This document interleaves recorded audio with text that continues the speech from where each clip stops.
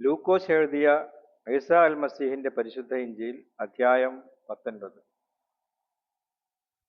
ഈസ ജെറീക്കോയിൽ പ്രവേശിച്ച് ആ മദീനയിലൂടെ കടന്നു പോകുകയായിരുന്നു. അവിടെ സക്കായി എന്നു പേരുള്ള ഒരാളുണ്ടായിരുന്നു. അവൻ നികുതി പിരിവുകാരുടെ മുദീറും പണക്കാരനുമായിരുന്നു. ഈസ ആരാണെന്ന് കാണാനായി അവൻ ശ്രമിച്ചു. പൊക്കം കുറവായിരുന്നതിനാൽ ജനക്കൂട്ടം കാരണം സക്കായിക്ക് അതിന് കഴിഞ്ഞില്ല. ഈസയെ കാണാൻ വേണ്ടി അവൻ വഴിയിൽ കൂടി മുന്നോട്ടോടി ഒരു കാട്ടത്തിമരത്തിൽ കയറിയിരുന്നു. ഈസ ആ വഴിയാണ് കടന്നു പോകാനിരുന്നത്. ആ സ്ഥലത്തെത്തിയപ്പോൾ ഈസ മുകളിലേക്ക് നോക്കി പറഞ്ഞു, സക്കായിയെ, വേഗം ഇറങ്ങി വരിക, ഇന്ന് എനിക്ക് നിന്റെ പുരയിൽ പാർക്കണം. സക്കായി വേഗത്തിൽ മരത്തിൽ നിന്നിറങ്ങി സഹാദത്തോടെ ഈസയെ കബൂൽ ചെയ്തു. ഇത് കണ്ടപ്പോൾ എല്ലാവരും പിറുപിറുത്തു. ഇവൻ പാപിയുടെ പുരയിൽ വിരുന്നുകാരനായി പാർക്കാൻ പോയല്ലോ.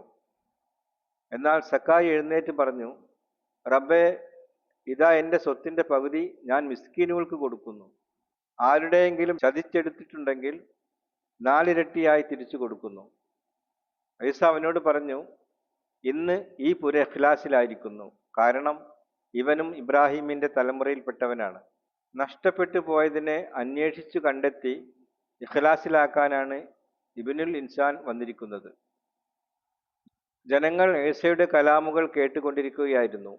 അവൻ ജെറുസലേമിന്റെ ഖരീബിൽ എത്തിയിരുന്നതുകൊണ്ടും അള്ളാഹുവിന്റെ രാജ്യം ഉടൻ പ്രത്യക്ഷമാകുമെന്ന് ജനങ്ങൾ കരുതിയിരുന്നതുകൊണ്ടും ഈസ അവരോട് ഒരു മസല പറഞ്ഞു. മലിക്കായി തിരിച്ചു വരാൻ വേണ്ടി ഒരു ഉന്നത കുലജാതനായ ഒരാൾ ദൂരദേശത്തേക്ക് പോയി. പോകുന്നതിന് മുമ്പ് അവൻ ഖാദിമുകളിൽ 10 പേരെ വിളിച്ച് അവർക്ക് 10 വിലയേറിയ നാണയങ്ങൾ കൊടുത്തുകൊണ്ട് പറഞ്ഞു, ഞാൻ തിരിച്ചു വരുന്നത് വരെ നിങ്ങൾ ഇതുകൊണ്ട് കച്ചവടം ചെയ്യുവിൻ. അവന്റെ നാട്ടിലെ ജനങ്ങളോ അവനെ വെറുത്തിരുന്നു. ഈ മനുഷ്യൻ ഞങ്ങളുടെ രാജാവാകാൻ ഞങ്ങൾ ഇഷ്ടപ്പെടുന്നില്ല എന്നറിയിക്കുവാൻ അവർ പ്രതിനിധി സംഘത്തെ അവന്റെ പുറകെ അയച്ചു. എന്നിരുന്നാലും അവൻ മലിക്കായി തിരിച്ചു വന്നു. താൻ പണം ഏൽപ്പിച്ചിരുന്ന ഖാദിമുകൾ കച്ചവടം ചെയ്ത് എന്തു നേടിയെന്ന് അറിയേണ്ടതിന് ഖാദിമുകളെ അവൻ ആളയച്ച് വിളിപ്പിച്ചു. ഒന്നാമത്തെ ഖാദിം എന്ന് പറഞ്ഞു, യാ മാലിക്, നീ തന്ന വിലയേറിയ നാണയം കൊണ്ട് 10 എണ്ണം കൂടി ഞാൻ നേടിയിരിക്കുന്നു. മലിക് പറഞ്ഞു, കൊള്ളാം സ്വാലിഹായ ഖാദിം, ചെറിയ കാര്യത്തിൽ അമീനായതുകൊണ്ട് 10 മദീനയുടെ മേൽ നീ സുൽത്താനായിരിക്കും. രണ്ടാമത്തെ ഖാദിം എന്ന് പറഞ്ഞു, യാ മാലിക്, നീ തന്ന വിലയേറിയ നാണയം കൊണ്ട് 5 എണ്ണം കൂടി ഞാൻ നേടിയിരിക്കുന്നു. അതിന് മാലിക് അവനോട് പറഞ്ഞു, 5 മദീനയുടെ മേൽ നീ സുൽത്താനായിരിക്കും. വേറൊരു ഖാദിം എന്ന് പറഞ്ഞു, യാ മാലിക്, ഇതാ നിന്റെ വിലയേറിയ നാണയം, ഞാൻ അത് ഒരു തുണിയിൽ പൊതിഞ്ഞ് സൂക്ഷിച്ചു വെച്ചു. നിന്നെ എനിക്ക് ഭയമായിരുന്നു, കാരണം നീ നിക്ഷേപിക്കാത്തത് എടുക്കുകയും വിതക്കാത്തത് കൊയ്യുകയും ചെയ്യുന്ന കർക്കശക്കാരനായ ഇൻസാനാണ്. ആ മാലിക് പറഞ്ഞു, ളാലിമായ ഖാദിമേ, നിന്റെ വാക്കുകൊണ്ട് തന്നെ നിന്നെ ഞാൻ ഹിസാബ് ചെയ്യും. ഞാൻ നിക്ഷേപിക്കാത്തത് എടുക്കുകയും വിതക്കാത്തത് കൊയ്യുകയും ചെയ്യുന്ന കർക്കശക്കാരനാണെന്ന് നിനക്കറിയാമായിരുന്നില്ലേ? പിന്നെ നീ എന്തുകൊണ്ട് മസ്രിഫിൽ എൻ്റെ പണം ഏൽപ്പിച്ചില്ല? ഞാൻ മടങ്ങി വന്നപ്പോൾ പലിശയോടുകൂടെ അത് തിരിച്ചു വാങ്ങാമായിരുന്നില്ലേ? അവൻ ഖരീബിൽ നിന്നവരോട് പറഞ്ഞു, അവനിൽ നിന്ന് ആ വിലയേറിയ നാണയം എടുത്ത് 10 എണ്ണമുള്ളവന് കൊടുക്കുക.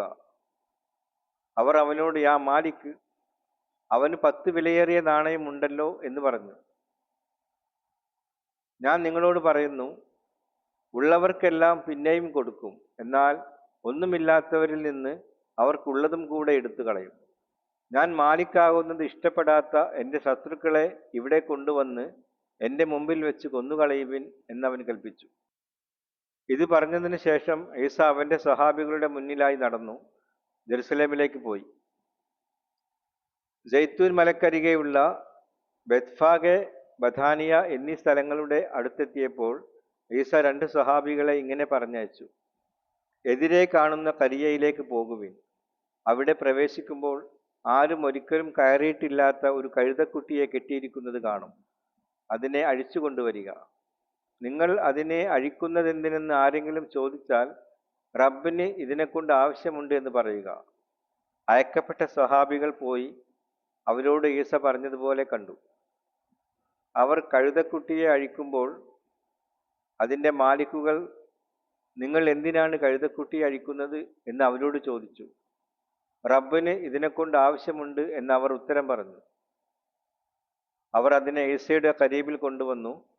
അവരുടെ മേൽക്കുപ്പായം കഴുതക്കുട്ടിയുടെ പുറത്ത് വിരിച്ച് അവർ ഈസയെ അതിന് പുറത്തിരുത്തി. ഈസ കടന്നു പോകുമ്പോൾ ജനങ്ങൾ വഴിയിൽ അവരുടെ മേൽക്കുപ്പായം വിരിച്ചു. ഈസ ജൈത്തൂൻ മലയുടെ ചെരുവിനടുത്തെത്തിയപ്പോൾ സ്വഹാബികളെല്ലാം സഹാദത്തിലായി. അവർ കണ്ട എല്ലാ മോജിസാത്തുകളെയും പറ്റി ഉച്ചത്തിൽ അള്ളാഹുവിനെ ഹംദ് ചെയ്തു തുടങ്ങി. റബ്ബിന്റെ ഇസ്മിൽ വരുന്ന മലിക്ക് നിയമത്തിൽ ലഭിച്ചവൻ, ജന്നത്തിൽ സലാമത്തും അത്യുന്നതനായ അള്ളാഹുവിന് തംജീദുമുണ്ടാകട്ടെ. ജനക്കൂട്ടത്തിലുണ്ടായിരുന്ന ചില ഫരിസേയർ ഈസയോട് പറഞ്ഞു, മുഅല്ലിം, നിന്റെ സ്വഹാബികളെ വഴക്ക് പറയുക. ഈസ പറഞ്ഞു, ഇവർ മിണ്ടാതിരുന്നാൽ ഈ കല്ലുകൾ ആർത്ത് വിളിക്കുമെന്ന് ഞാൻ നിങ്ങളോട് പറയുന്നു. ജെറുസലേമിനോട് അടുത്ത് വന്നപ്പോൾ മദീന കണ്ടു. ഈസ അതിനെക്കുറിച്ച് കരഞ്ഞു പറഞ്ഞു, നിനക്ക് സലാമത്തുണ്ടാകേണ്ടതിനുള്ള വഴികൾ ഈ ദിവസമെങ്കിലും നീ അറിഞ്ഞിരുന്നെങ്കിൽ നന്നായിരുന്നു. എന്നാൽ അവ ഇപ്പോൾ നിന്റെ കണ്ണുകൾക്ക് മറഞ്ഞിരിക്കുന്നു. നിന്റെ ശത്രുക്കൾ നിനക്ക് ചുറ്റും വേലി കെട്ടി നിന്നെ വളയുകയും എല്ലാ വശങ്ങളിൽ നിന്നും നിന്നെ ഞെരുക്കുകയും ചെയ്യുന്ന കാലം ഇതാ വരുന്നു. നിന്നെയും നിന്റെ മതിൽക്കെട്ടുകൾക്കുള്ളിലുള്ള ജനങ്ങളെയും നിലം പരിശാക്കും. അവർ ഒരു കല്ലിനു മീതെ മറ്റൊരു കല്ല് ശേഷിപ്പിക്കുകയില്ല.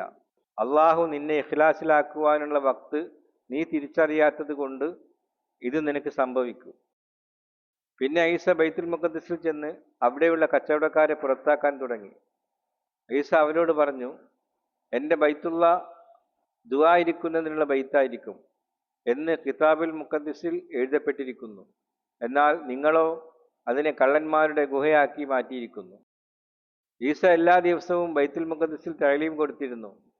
എന്നാൽ പ്രധാന ഇമാമുമാരും മൂസയുടെ ശരീഅത്തിന്റെ മുഅല്ലിമീങ്ങളും അവിടുത്തെ ജമാഅത്തിന്റെ നേതാക്കന്മാരും അവനെ കൊല്ലുവാൻ വഴി നോക്കിക്കൊണ്ടിരുന്നു. എന്നിട്ടും അവർക്ക് അതിനുള്ള ഒരു വഴിയും കണ്ടെത്തുവാൻ കഴിഞ്ഞില്ല. കാരണം ജനങ്ങളെല്ലാം ഈസയുടെ ഖുതുബയിൽ മുഴുകിയിരുന്നു.